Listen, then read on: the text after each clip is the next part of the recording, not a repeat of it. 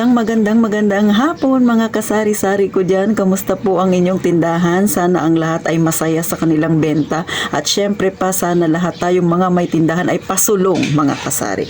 So ngayon, may dalawa tayong kasuki-suking viewers na nagtanong kay Ate Tintin. Bagamat magkaibang vlog yung napanood nila at magkaiba rin yung pinagkomenta nila. Pero iisa lang po ang kanilang ikinoment tungkol sa utang na naman, utang na loob. Huwag kayong magpapautang basta-basta mga kasari. Ang tindahan natin, dugot pawis ang ipinuhunan natin dyan at hindi po madali ang magbantay simula madaling araw hanggang gabi, lalo na sa mga medyo may edad-edad na. Tapos uutangin lang ng mga walang puso nating customer na hindi marunong magbayad mga kasari. So eto na, ano ba daw ang dapat gawin? Sabi ni Ma'am Lian para syempre matanggihan natin yung mga customer natin na nangungutang sa atin. Ano ba ang dapat sabihin? Kay Ma'am Merlita naman, paano ba daw kung kamag-anak nga? O syempre, mahirap naman talaga. O, hindi ko sasabihin madali ang magsabi na hindi ka nagpapautang. Mahirap po, lalo na kung ang nangungutang sa'yo kamag-anak o kaya malapit mong kaibigan. Pero kailangan mong gawin mga kasari. So eto na nga, pag nagsabi ka na hindi ka magpapautang, huwag kang magpapautang. Manindigan ka. Huwag kang padadala sa drama nila mga kasari. Kasi hindi mo sila obligasyon. Ang obligasyon mo, ang sarili mo at ang pamilya mo. Yan ang lagi mong iisipin mga kasari.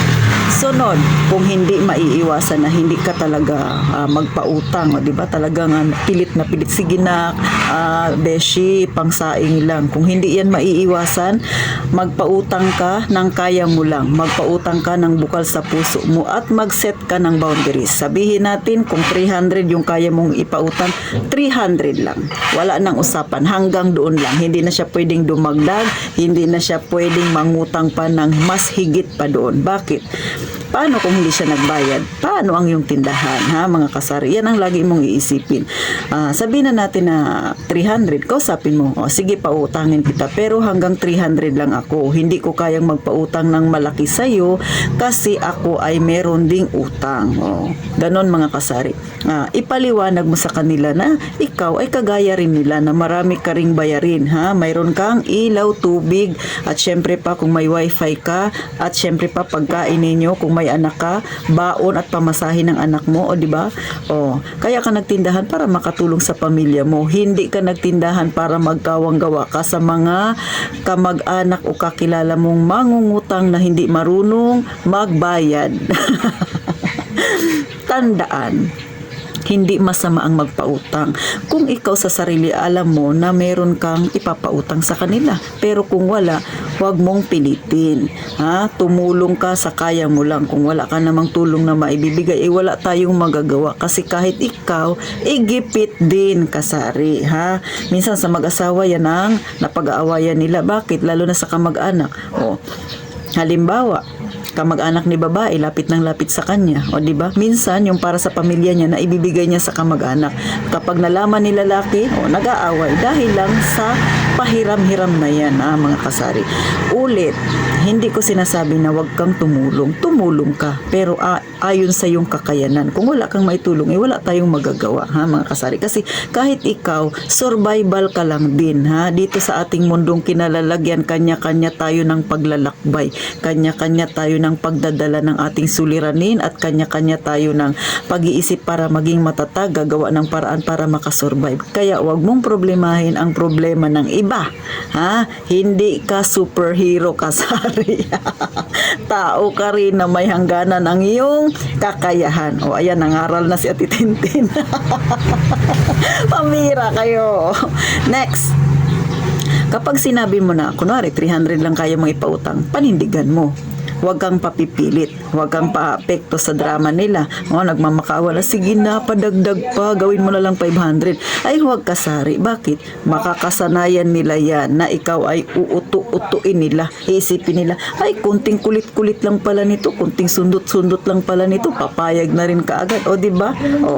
Edi sa'yo rin ang balik nun. Kaya pag nagsabi kang 300, 300 lang. Wala nang usapan, wala nang maraming dramahan. Magbayad man siya sa hindi, sa iyo, hindi babagsak ang iyong tindahan na pinaghirapan mo, mga kasari. Next, sa panghuli nating advice, don't feel sorry sa mga hindi mo napautang. Bakit? Hindi mo sila obligasyon. Hindi ka bangko na kapag nagdrama sila sa'yo, luluwa ka ng pera. Ang mga yan, kapag may tindahan ka, ang iniisip nila, marami kang pera sa bangko. Alam nyo, mga kasari, ito real talk ito. Kapag ikaw ay may tindahan, ang tingin ng iyong mga kakilala sa'yo, ikaw ay maraming perang limpak-limpak na nakatago sa bangko. Para bang unlimited ang pera ang pera mo, 'di ba? At kapag nanghiram sila, iniisip nila obligasyon mong pahiramin sila. Pues hindi ka bilyonaryo, mga kasari. Yun ngang bilyonaryo, nagtitipid pa ng husto, 'di ba? Nagtatrabaho pa para madagdagan ang kita nila, ang pera nilang limpak-limpak. Tayo pa kaya isang kahig, isang tuka tayo, tapos magpapautang ka lang sa mga yan na hindi marunong magbayad.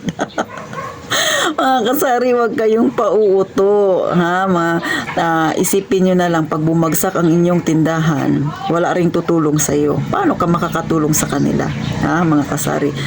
Ulit, hindi mo sila obligasyon. Hindi ka nabuhay dito sa mundo para maobliga ka na tulungan sila. Kung nakatulong ka ng isang beses, dalawang beses, okay lang yon. Kung hindi ka nakatulong, okay lang yon.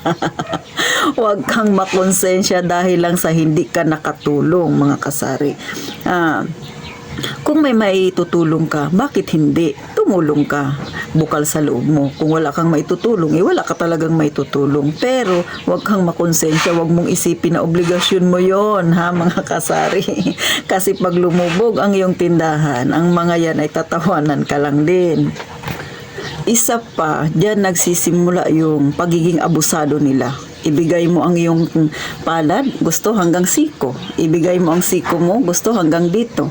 At kapag binigay mo ang isang buong ganito, gusto nila buong pagkatao mo. So, paano mga kasari? Hanggang dito na lang ang vlog ni Ate Tintin. Sana kahit papano nakatulong ako sa inyo na huwag maging pusong mamon palagi, mga kasari. Kailangan maging pusong bato rin tayo paminsan-minsan. At syempre pa-subscribe naman, mga kasari. At kung wala kayong ginagawa, pa-share na rin. At syempre sana mapayuhan nyo rin si Ma'am Merlita at saka si Ma'am Lian. Kaya i-comment nyo na lang dyan sa baba. Alam kong mababasa nilang dalawa yan. So thank you po ng marami sa pagsubaybay ninyo sa inyong pambansang tindera. At ito ang iyong Ate Tintin na laging nagsasabi, mag-iingat tayong palagi, mga kasari.